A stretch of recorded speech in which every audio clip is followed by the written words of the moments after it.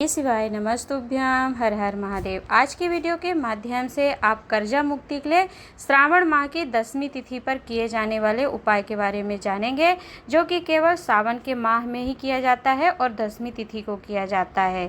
इस बार महासंयोग प्राप्त हुआ है, जो कि 72 वर्ष के बाद ऐसा सावन आया है, जिसका प्रारंभ सोमवार से शुरू होकर के सोमवार के दिन ही संपूर्ण हो रहा है।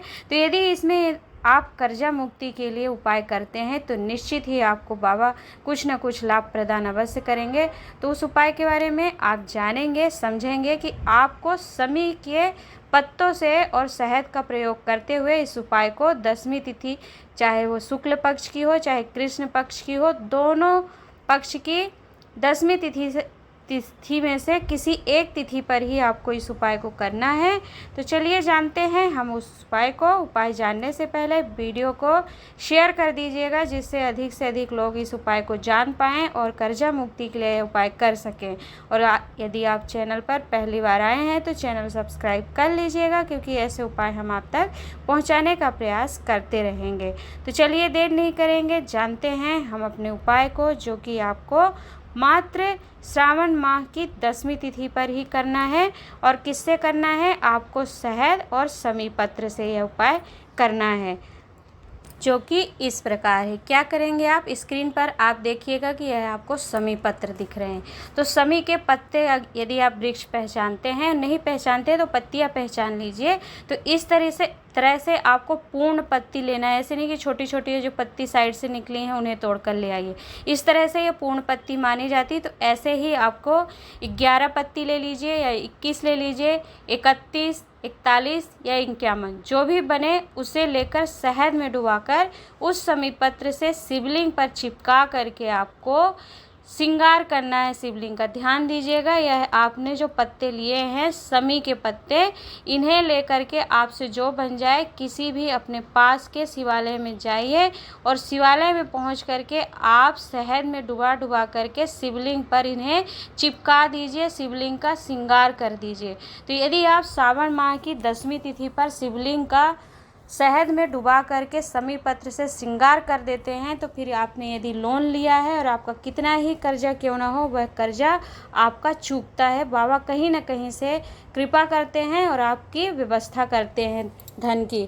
तो लिंग पुराण, नर्मदा पुराण में कर्जा मुक्ति का उपाय वर्णन किया गया है। यदि आपने लोन ले लिया है और बहुत अधिक कर्जा हो गया है, तो नर्मदा पुराण, लिंग पुराण के अनुसार कर्जा मुक्ति का उपाय आप श्रावण माह के 10वीं तिथि पर कर सकते हैं। चाहे कृष्ण पक्ष में करें चाहे शुक्ल पक्ष में करें, करना एक ही दिन है। यदि आप कृष्ण पक्ष की 10वीं तिथि पर कर रहे हैं तो फिर आपको शुक्ल पक्ष में नहीं करना है, केवल दोनों पक्ष में से एक तिथि 10वीं का दिन आपको लेना है और एक ही दिन आप उपाय को करेंगे। इस बात का आप विशेष ध्यान रखिएगा, क्योंकि अन्य समय पर एवं अन्य तिथि पर यह उपाय नहीं किया जाता है। केवल सावन माह की 10वीं तिथि पर ही समी की पत्ती से भगवान भोलेनाथ शंकर भगवान का श्रृंगार करके आप बड़े से बड़े कर्जे से मुक्ति प्राप्त कर सकते हैं। यदि आपने लोन ले लिया है और बहुत अधिक कर्जा है तो यह उपाय कर लीजिएगा, क्योंकि यह उपाय पूज्य गुरु जी द्वारा वर्णित है, शास्त्र संबद्ध प्रमाणित बातें हैं,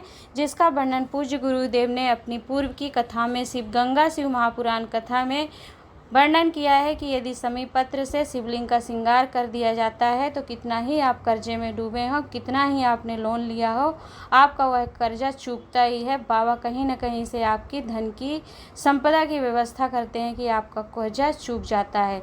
तो उपाय करके देखिएगा। इस बार महासंयोग प्राप्त हुआ है, तो यदि आप कर्जे से मुक्ति प्राप्त करना चाहते हैं तो आप शहद में डुबाकर समी पत्र से 10वीं तिथि पर श्रृंगार अवश्य करिएगा। चाहे आप कृष्ण पक्ष में करें या शुक्ल पक्ष में, दोनों पक्षों में से केवल एक 10वीं तिथि पर इस उपाय को कर लीजिएगा, जिससे आप भी कर्जे से मुक्त रहें और बाबा आपको भी धन संपदा प्रदान करें। उपाय को लेकर किसी भी प्रकार का संशय हो, उपाय करके दिखाया गया है आपको तो पूछ लीजिएगा। नहीं समझ में आया है, गलती नहीं करिएगा। वीडियो आपके लिए लाभप्रद रही है, उपयोगी लगी है या आप कुछ सीख पाए हैं तो और लोगों के साथ शेयर कीजिएगा, जिससे अधिक से अधिक लोग इस वीडियो का लाभ प्राप्त कर सकें। आज के लिए इतना ही, मिलते हैं नए उपाय के साथ। तब तक के लिए हर हर महादेव, नमः शिवाय।